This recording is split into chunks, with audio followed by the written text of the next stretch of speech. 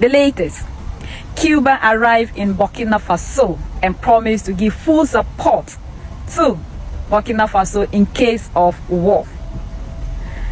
Burkina Faso did a very significant thing to Cuba, and Cuba promised never to forget it.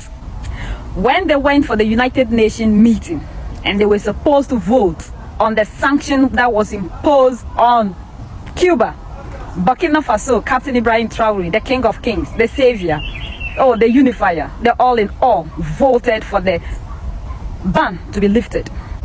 And Cuba never forgot this kind gesture by Burkina Faso. Cuba finally came, and in a close meeting, they agreed and told Burkina Faso that Cuba will be there to help Burkina Faso in any way. Any way. The last time Burkina Faso had Cuba was 1975 and 1983.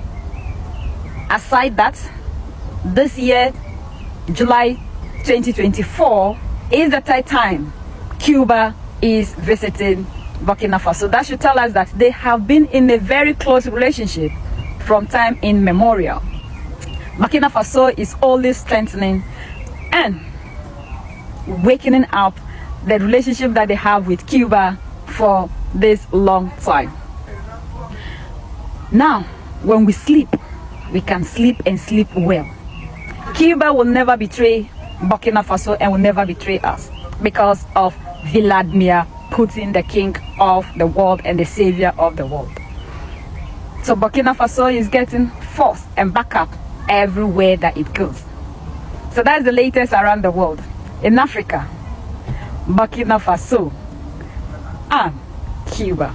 Foreigners are coming from their country to help Africans get liberation, while other African countries are trying to invade their fellow African brothers to restore democracy. What if it is the other way around, that Burkina Faso, Niger and Mali are trying to force other African countries to be part of the Sahel? Will they take it lightly? Why are the government of other African countries trying to send citizens of their countries to go and fight their brothers? Why not talk things peacefully? This should be the unity of Africa, not the destruction of Africa to feed the West. We should come together, African citizens. We need to come together and ask our government. The decisions they are taking does not favor us, the citizens. They are trying to go to war with our fellow black people. They are trying to wage war with the Sahel. Why people from overseas are coming to support the Sahel for liberation, our own brothers are trying to fight our fellow brothers just because we want to restore democracy. Africans, wake up.